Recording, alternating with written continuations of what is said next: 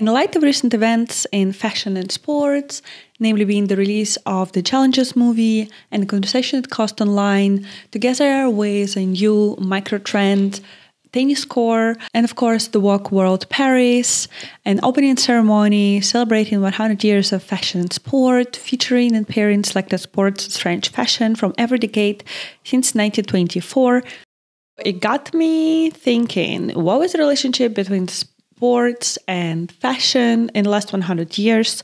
And why don't we look at sportswear history in the last 100 years and try to answer the question as well, how did sports clothes have contributed to the women's liberation? So if you're as excited as I am, grab your drink and let's dive in. Even though the name of this video says 100 years of the activewear history, I would like to go back to the 19th century because I think it's important to understand what was the role and influence of the activewear fashion on women before 1920s.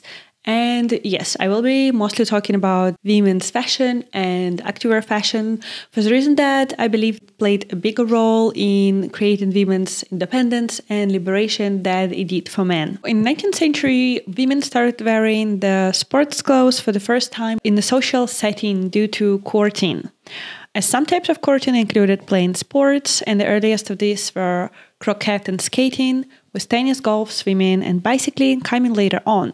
After all, one of the few prospects for women back then to have a good life was to marry off well. And yes, that means that for activewear, women were wearing their normal clothes. So it means they were wearing corsets and petticoats and lawn skirts and lawn dresses and all of that stuff. Tennis was conceived, and it was played not in shorts, but in crinolines. Whoops, dearie. They used pear-shaped rackets, and the umpire had lovely whiskers. The crinolines got rather in the way, but an underhand service and scooping returns made things a little easier. There was none of the dash of the modern game. It's fair to say that women's sports clothes in the 19th century were not made for sports or movement at all. That is so unfair. However, first changes came when the women were allowed to go to all women colleges where they could play team sports. The female colleges became a catalyst of change precisely because they were female only. As up until 1930s, the women had two types of dresses. The public one would wear in the society where men were present, and the private one in the society where only women were present. Hence, why the colleges became such a catalyst of change, because women could finally wear comfortable clothes and free themselves while doing sports, because they have freed themselves from the male gaze. As you can see in this photo from the 1910, girls were already wearing knee-length skirts on campus, and the same length of the skirts was worn at international gymnastics events. The dress length that was unacceptable anywhere else except the specific context, all-female educational facility. Overall, up until 1920s, the women's sports and activewear was not made for women's comfort or freedom of movement, but rather for society standards and morals and expectations of women in the time. But then the 1920s came and that started to change. What exactly has happened in the 1920s that has caused the change? I think, broadly speaking, it's two reasons. First is that major Western powers have extended voting rights to women in the interwar period, leading to further emancipation and women's liberation. And sports was just one of the many ways women embraced their newfound freedom. And second was a new female flappers movement and subculture. Flappers were young women who liked to wear knee-length dresses, which were considered very short at the time, listen to jazz, go to parties, and go for a swim. They were example of the liberated and independent women of the time, but they were seen outrageous by some, because how dare women have fun, right? Because I am a woman? No. I did not say that. But you thought it. Ladies do not hunt. Flappers' dress silhouette was very different from anything before that, as it did not accentuate the waist. It had very low waistline and flat chest, and of course it was very short just below the knee. It switched the focus from adhering to woman's body with a corset and petticoats to changing the body to fit the dress, which could also cause the rise in a diet culture and I think probably explains why women wanted to do more sports so that they could be fit to fit into the flapper dress. As interest in sport increased, there was a new necessity for the new sportswear. Back then, women were mostly participating in sports such as tennis, golf, and swimming. The swimsuit during the time have undergone significant change compared to the bathing suits of the Victorian era in the early 20th century. They were shorter, more lightweight, and followed the lines of the body. This allowed more athleticism in swimming rather than bathing in bulky beach garments. But in the world of big sports, the change was coming slowly. The revolutionary dress designed by Jean Patou for Suzanne Lengen in 1990 was in reality full 10 years behind its prototype on campus. French tennis player Suzanne Lengen was one of the first professional athletes who influenced fashion. Lengen's entire look became the rage of the 20s. Her bandeau, or headache band, as it became known, was copied everywhere, as were her rolled stockings, which teamed with knee-length pleated skirts, became the symbol of the flapper. For the first time then, we see a sports figure influencing fashion in a completely recognizable and instantaneous way.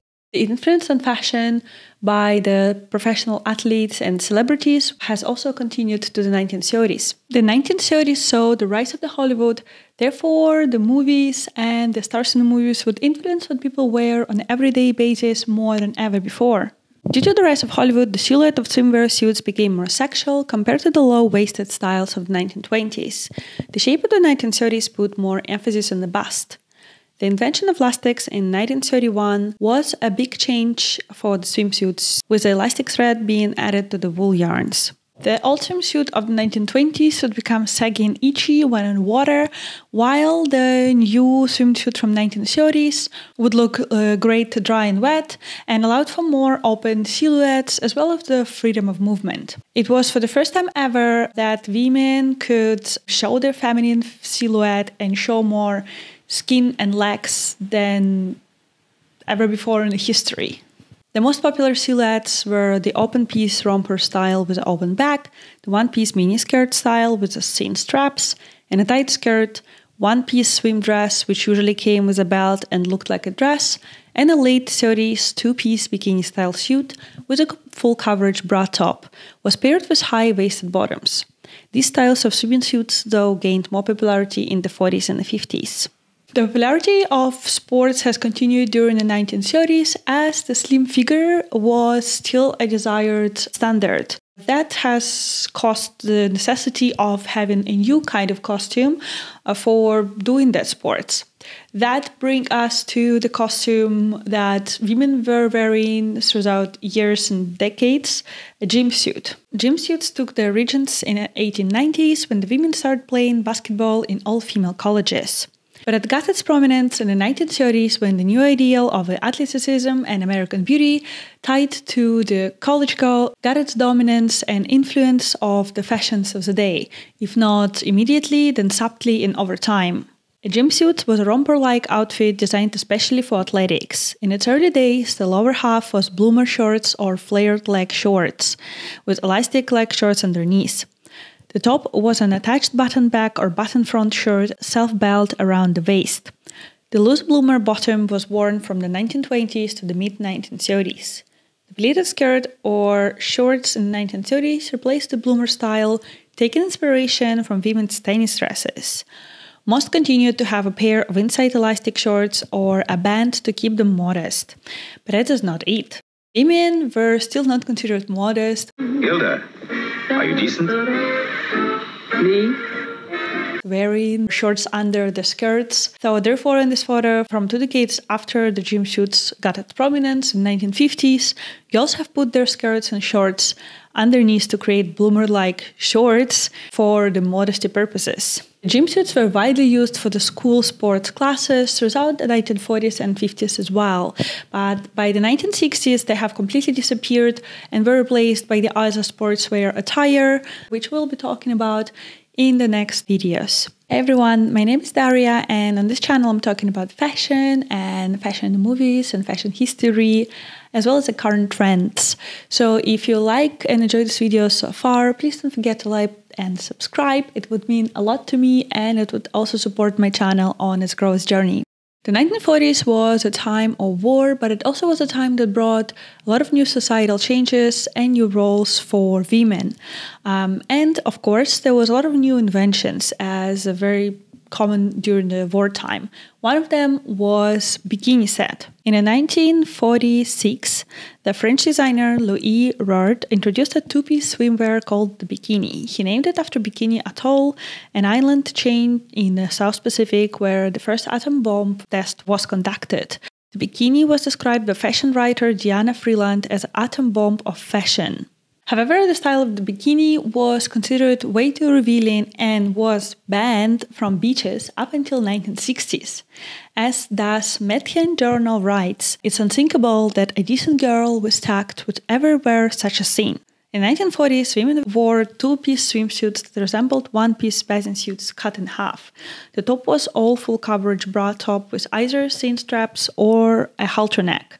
The bottom looked like a tight miniskirt, starting from the waistline and covering the entire backside. By the 1950s, nylon was invented and used for making a swimwear to make it more stretchable, comfortable, and quick drying.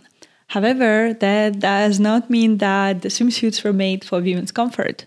Swimsuits were worn to swim in. They seem these days to be becoming so attractive that a lot of girls won't risk getting them wet. Still, seriously though, there's no doubt the styles of today are practical. Hourglass figure and femininity were back in style and was very popular in the 1950s. Therefore, a lot of swimwear was made to fit this new body ideal. One-piece strapless swimsuits with bright colors were the go-to style at the time. The most popular styles were the princess bathing suit with a sweetheart neckline and the baby doll swimsuits, which were shaped like the classic princess suit but had short boy shorts. Needless to say, the swimsuit was less about swimming and more about looking like a pin-up. In the 1950s, the swimsuit has inspired another piece of clothing that was used as a women workout clothes up until 1990s. Inspired by, back then, the circus artist, the swimsuit now was reinvented as a leotard. With non-wool fabrics such as nylon now available, the swimsuit turned leotard could be used for dancing, yoga, gymnastics, calisthenics, and weightlifting. The 50s leotard featured a wide scoop neck, long sleeves, full coverage over the hips, and sometimes a zipper down the back. They were paired with black tights in the early to mid years and footless leggings later on. Some performers and dance instructors even wore fishnet tights. However, leotard became a staple of gym clothes only in the 1960s. As we can see, in the first part of the 20th century, women's sportswear was still very restricted and pretty much dictated by moral norms, more so than by women's comfort. But as women gained independence, their sports clothes and participation has changed and evolved to reflect these new rights. This change was evident as women could participate in Olympics and all kinds of different types of sports and other areas of life where earlier they were just not allowed to. This early advancement of moving away from a bulky garment that could allow only bathing instead of proper swimming and very long skirts which could not allow women to move freely at all were very important in forming the society as we have it now and forming the sports clothes as we know it now. In the next video, we'll be looking into the 1960s and up until our day and see how the 1960s revolution has also formed the sports clothes and sports attire as we know today. Okay, thank you for watching and bye!